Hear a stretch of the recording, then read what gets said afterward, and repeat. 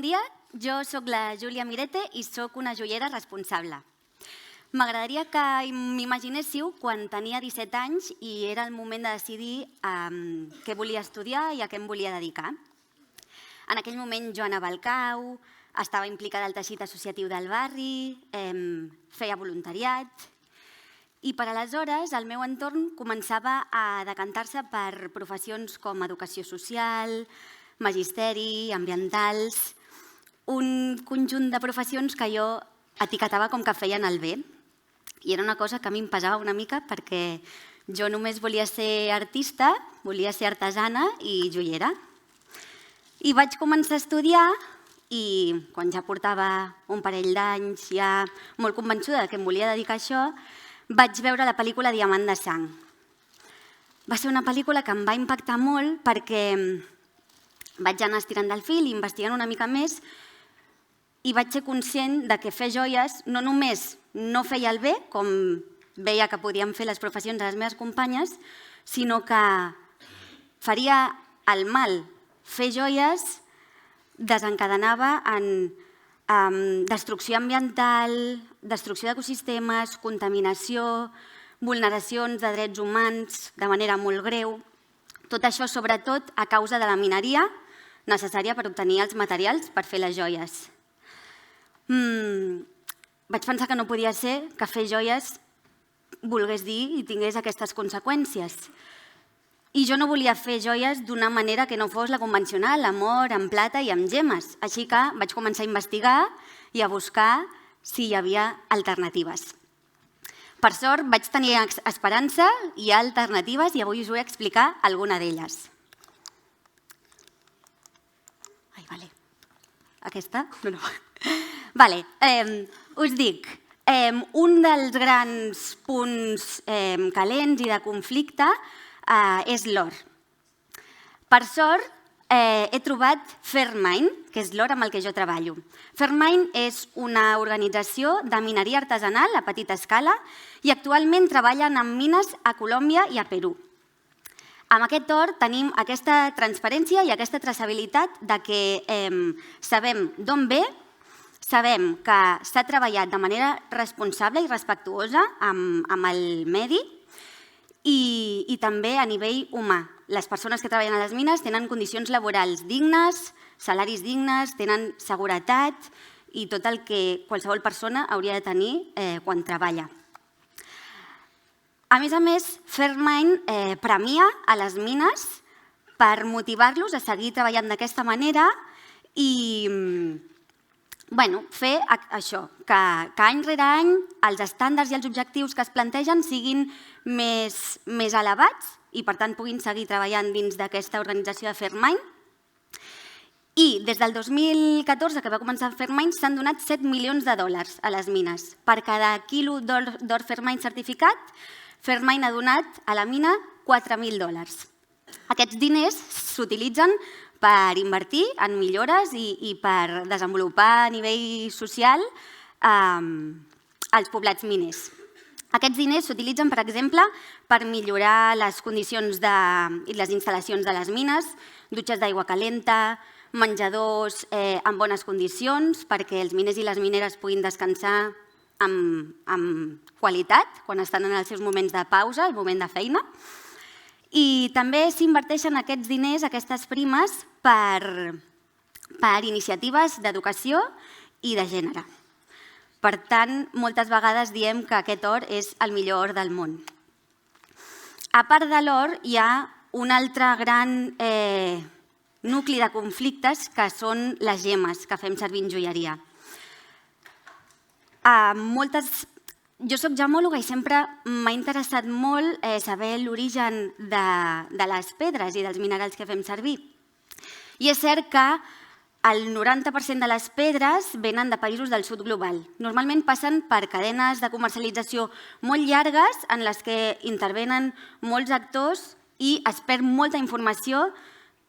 Moltes vegades no sabem d'on ve aquesta pedra, per quines mans ha passat, fins a arribar a les joieries, per exemple, que són les que les fem servir per fer joies.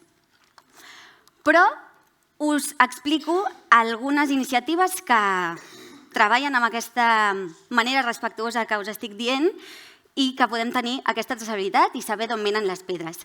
Avui us explico Moyo Gems. Moyo Gems és una organització formada només per dones de Kènia i de Tanzània. El que van fer organitzacions sense ànim de lucre d'aquestes zones va ser observar que moltes dones, per poder guanyar-se el dia a dia, el que feien com a pràcticament últim recurs era sortir a zones potencialment riques en minerals per buscar alguna pedra que poguessin trobar per vendre-la al mercat. El que passava és que moltes vegades no eren conscients del que trobaven i del valor i de la qualitat de la pedra que tenien i la venien moltes vegades a baix preu al mercat per falta d'aquesta informació. Així que aquestes organitzacions el que han fet ha sigut empoderar aquestes dones i les han format perquè puguin ser conscients de la qualitat de les gemmes que troben, que puguin extreure les gemmes al terreny de manera respectuosa i responsable i que les puguin vendre a un preu just. També el que han fet ha sigut formar-les perquè elles mateixes puguin tallar les pedres. Per tant, això que us explicava al principi d'aquesta cadena de comercialització tan llarga que passa per moltes mans i no sabem el què, amb elles s'ha reduït a que controlen tot, des de l'extracció, la talla i la venda.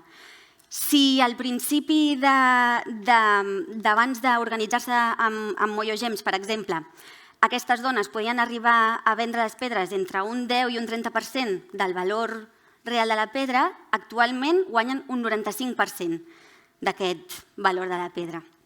Així que, com us dic, hi ha alternatives amb cara i ulls que fan les coses bé i cada vegada també n'hi ha més.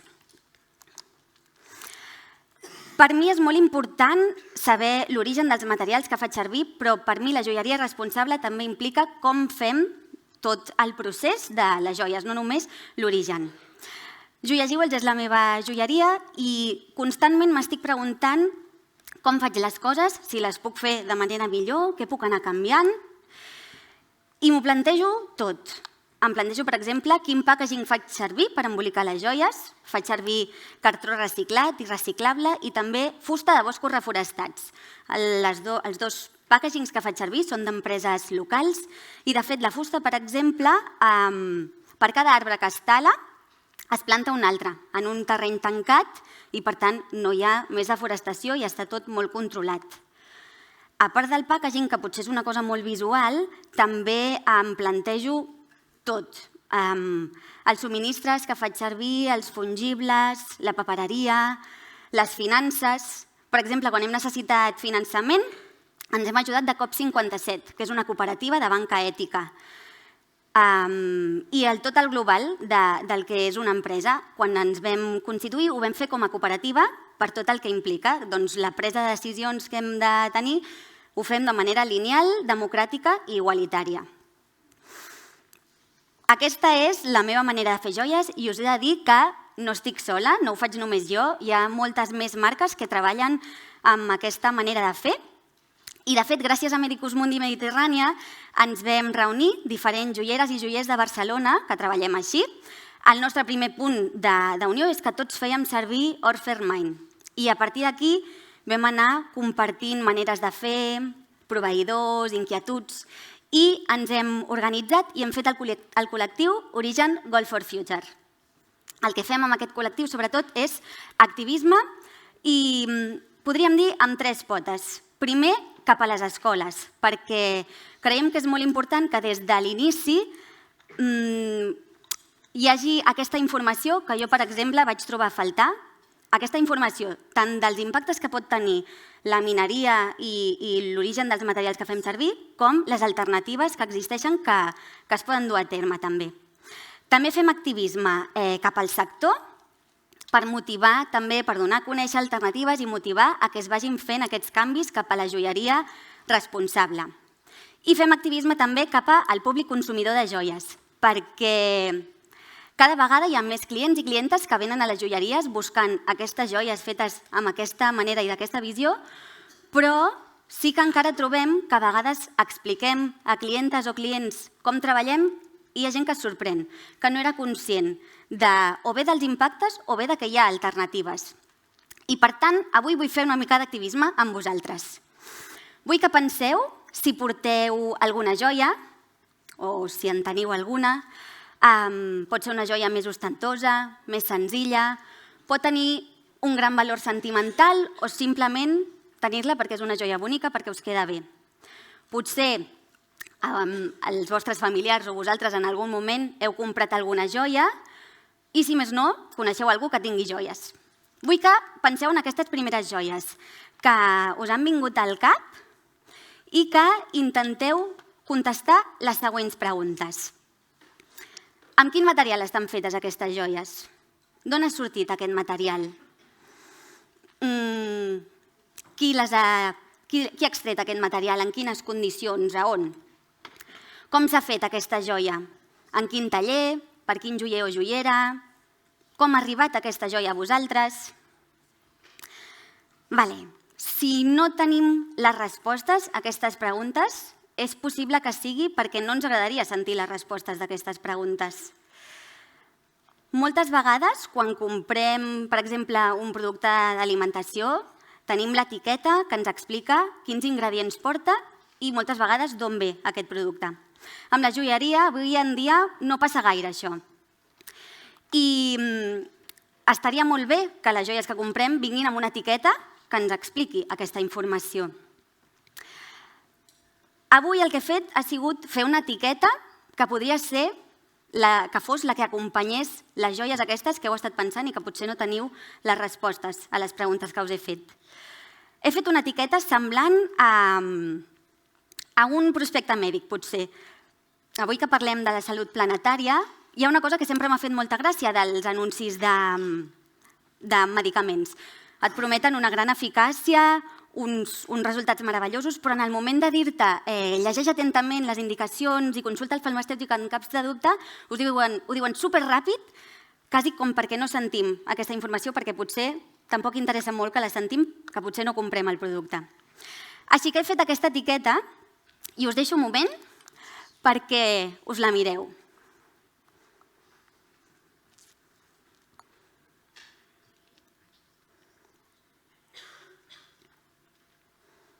Us explico una mica per sobre.